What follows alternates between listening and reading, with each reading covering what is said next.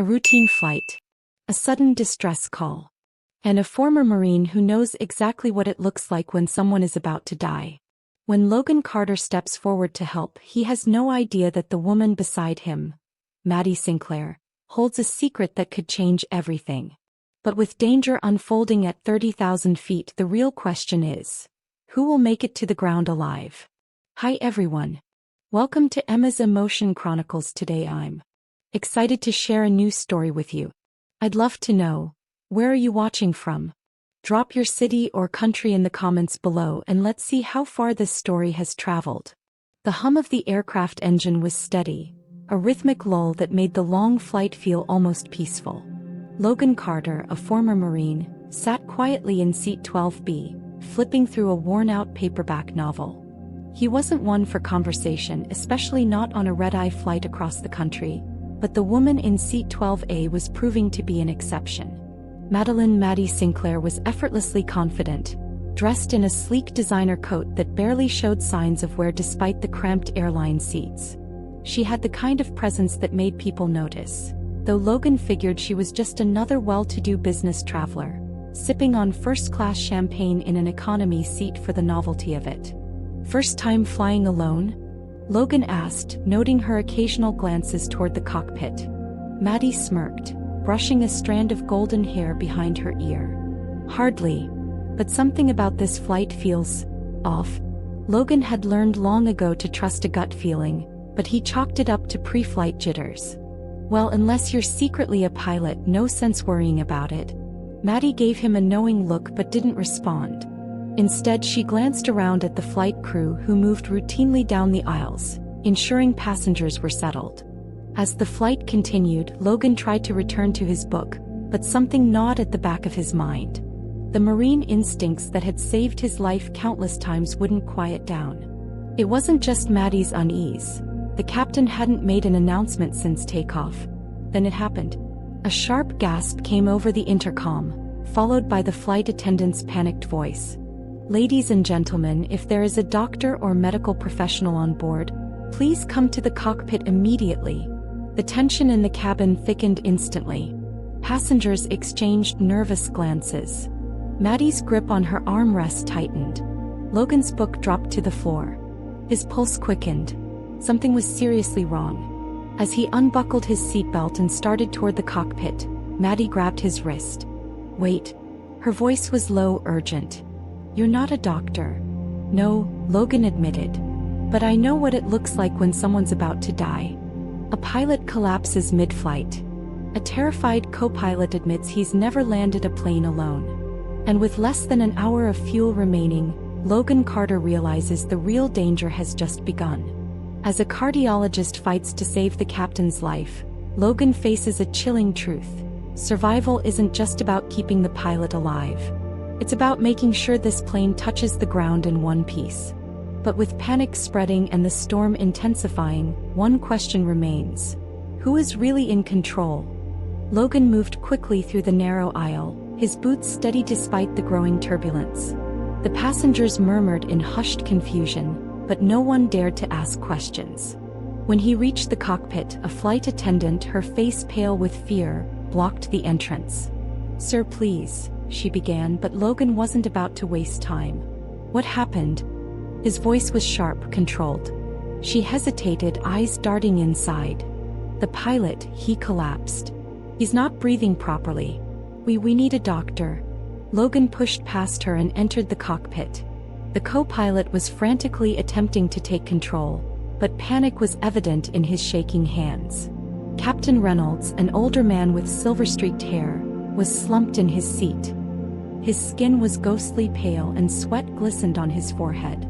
His chest heaved with erratic, shallow breaths. Logan didn't need to be a doctor to know the man was in serious trouble. "He's having a heart attack," the co-pilot choked out. His breathing was ragged, not from illness but pure fear.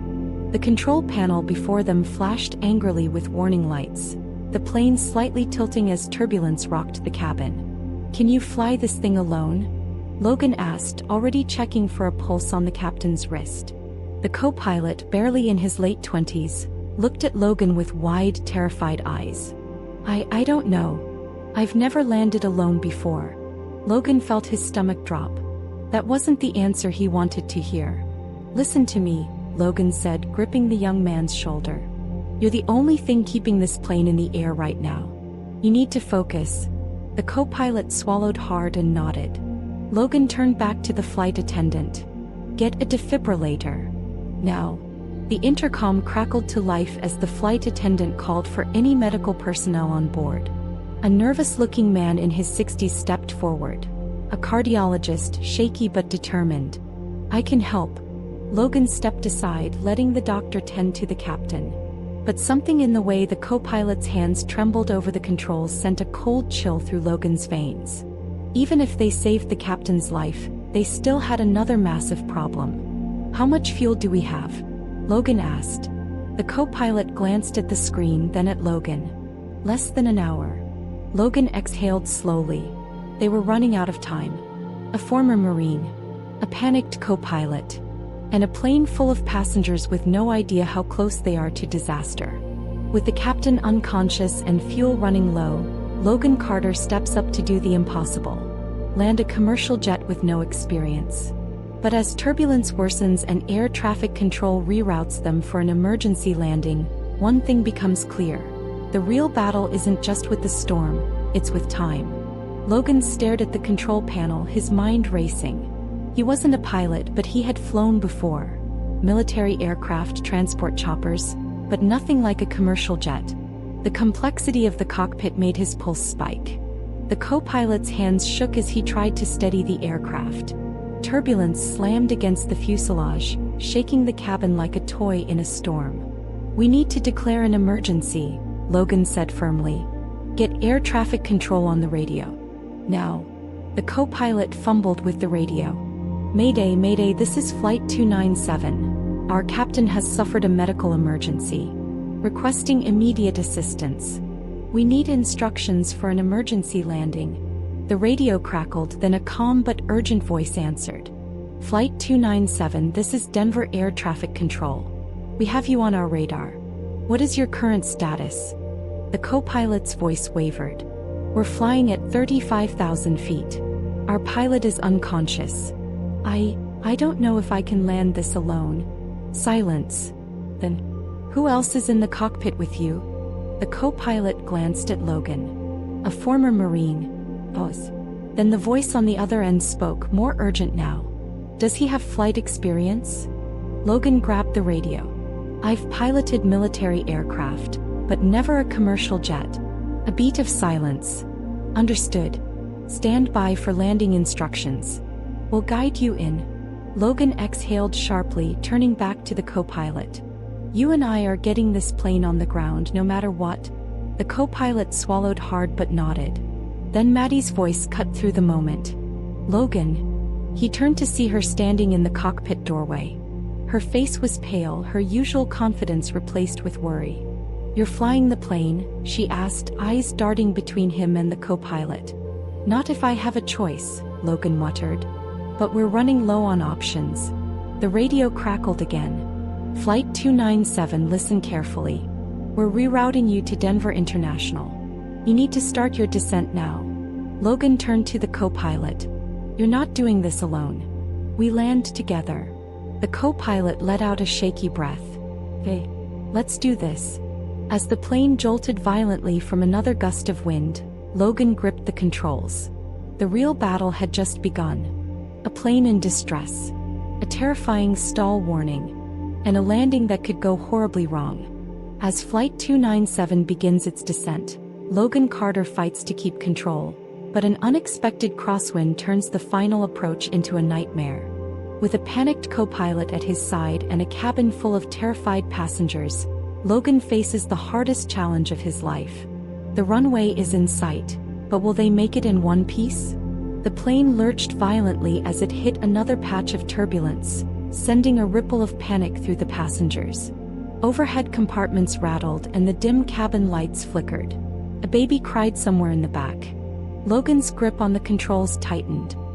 He could feel the sweat forming at the nape of his neck, but he pushed the fear aside. This wasn't the battlefield, but it sure felt like one. Stay calm, he muttered to himself. Flight 297, you need to begin your descent now. The air traffic controller's voice came through the radio, firm but steady. Reduce altitude to 10,000 feet. Logan glanced at the co-pilot, who was still frozen in fear. Breathe, Logan ordered, his voice taking on the same commanding tone he used in the military. We're doing this together. Take it slow. The co-pilot gave a quick nod, his fingers tightening around the throttle. Slowly, the plane tilted forward, beginning its descent. Flaps down to 15 degrees, the voice over the radio instructed. The co-pilot hesitated. Logan reached over, flipping the switch himself. Suddenly, a new warning flashed across the screen. Stall warning. Logan's stomach dropped. The descent was too steep. Pull back, now, he barked, grabbing the yoke and forcing the nose up. The plane shuddered but responded. The stall warning disappeared. The co-pilot let out a shaky breath. That was too close. No more mistakes, Logan said, his voice edged with determination. Stay with me. Then another complication. Flight 297, we have an update, the air traffic controller said. You're coming in too fast. Wind speeds at the airport have increased. You'll have to land with a crosswind. Logan swore under his breath. A crosswind landing was one of the hardest maneuvers for any pilot, let alone someone who had never flown a commercial jet. He stole a glance at Maddie, who stood by the cockpit door, gripping the wall for support. You can do this, she said, her voice unwavering. Logan didn't have time to wonder why she was so confident in him. He just had to believe it too. The runway lights came into view, a streak of silver in the darkness. This was it. A plane teetering on the edge of disaster. A crosswind strong enough to throw them off course. And one final chance to land safely or crash. As Flight 297 hurtles toward the runway, Logan Carter makes a split-second decision that could mean life or death for everyone on board.